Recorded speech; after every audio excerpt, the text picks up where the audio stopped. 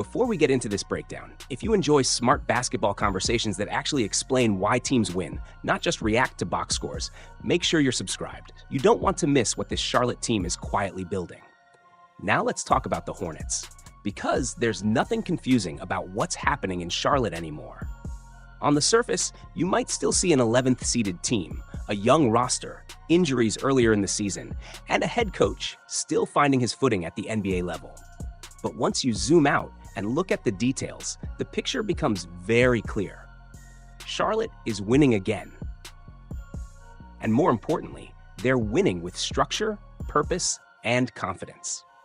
Despite sitting 6 games below 500, the Hornets currently rank as the 6th best offense in the entire NBA, with a top 12 net rating.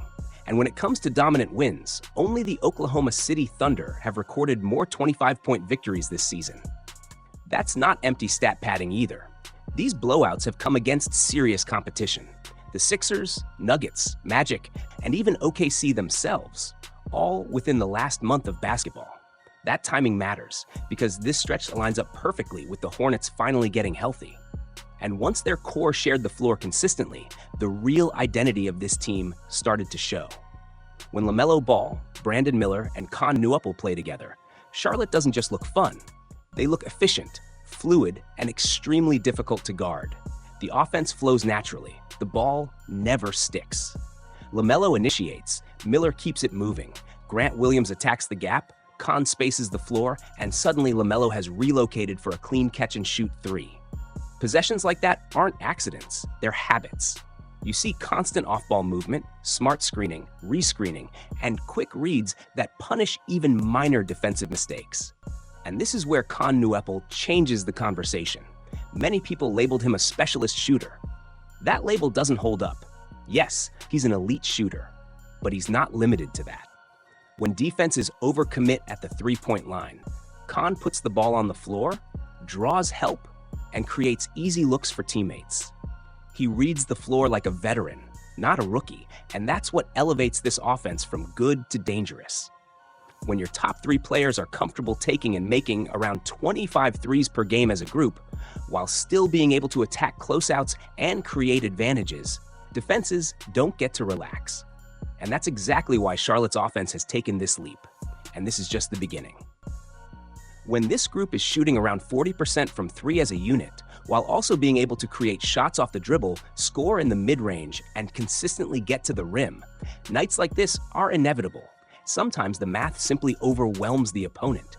You space the floor correctly, force closeouts, punish rotations, and suddenly a competitive game turns into a blowout by the middle of the third quarter. And this isn't being said off the back of 1 or 2 flashy wins. The data supports it strongly. When LaMelo Ball, Brandon Miller, and Con Newuple share the floor, the Hornets post a 129 offensive rating. That number isn't just good. It's elite by any standard in modern NBA basketball. To put that into perspective, the Oklahoma City Thunder, widely considered the best team in the league, sit at a 124 offensive rating when their top 3 players are on the court together. Charlotte is operating 5 points higher than that. Even the Denver Nuggets, led by the most dominant offensive engine in basketball, hover around a 130 offensive rating with their core lineup. That puts Charlotte in the same offensive conversation as the very best teams in the league. And here's where it gets even more interesting. If you line up the top 10 to 11 offenses in the NBA, and then look at their records, there's a clear pattern. Those teams aren't just winning, they're elite, top seeds, contenders, teams with strong margins and consistent performances. Charlotte, on the other hand, sticks out, not because the offense doesn't belong, but because the record doesn't match it. So the obvious question becomes, if the offense is this good, why are the Hornets still sitting 6 games below 500? The answer isn't complicated, and it isn't mysterious. It's defense. Charlotte hasn't been able to string together consistent defensive performances for long stretches. Early in the season, injuries forced lineups that simply couldn't hold up on that end of the floor.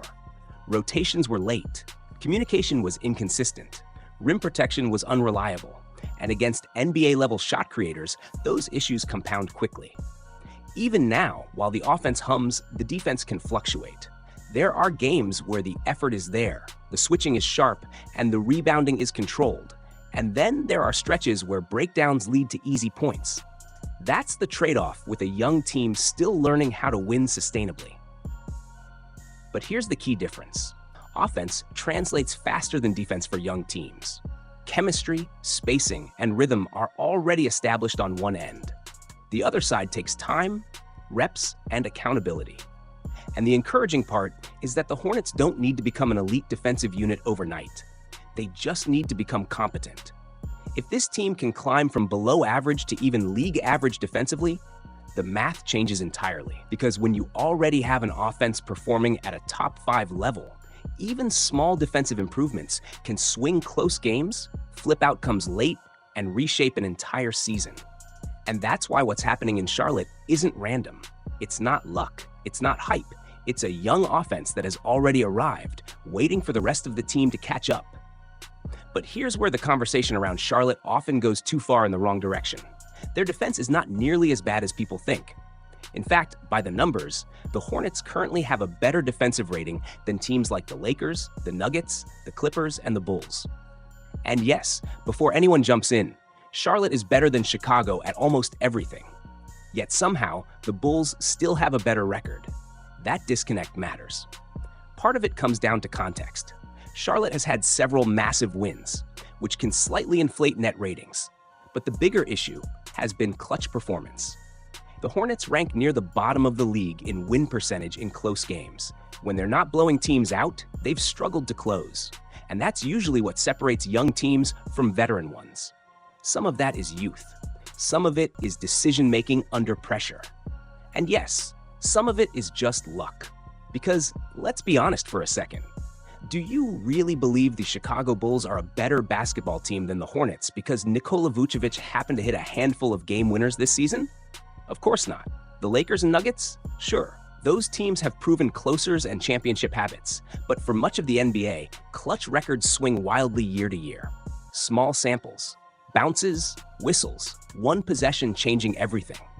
Charlotte simply hasn't had those breaks. But that might be changing. Fast. Since the turn of the new year, the Hornets haven't just been good. They've been the best team in basketball by net rating.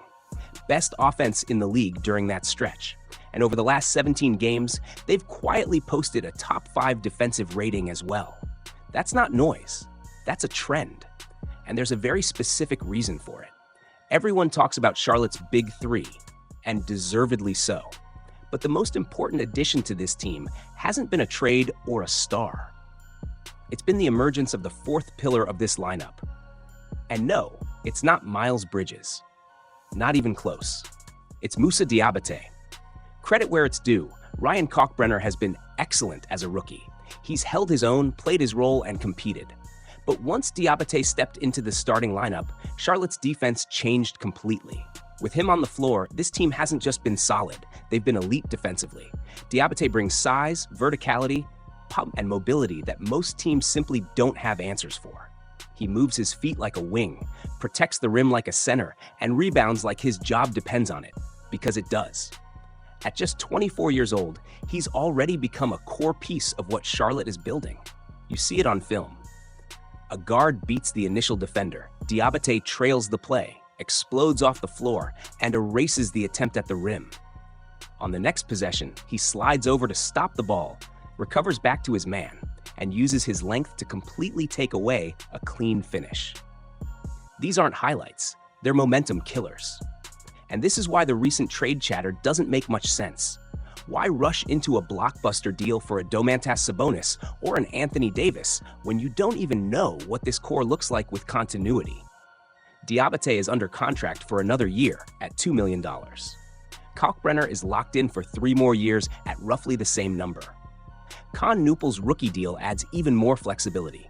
That's elite production on rookie-scale contracts. And what that creates is opportunity, financial freedom, the ability to add a complementary piece later without sacrificing depth or chemistry. Charlotte doesn't need to panic. They need patience. Because right now, with health, rhythm, and defensive structure finally aligning, the Hornets aren't just improving, they're ascending. And whether it shows up in the standings immediately or not, one thing is undeniable. Right now, the Charlotte Hornets are the most fun team in basketball. Not debatably, not hypothetically, just flat out.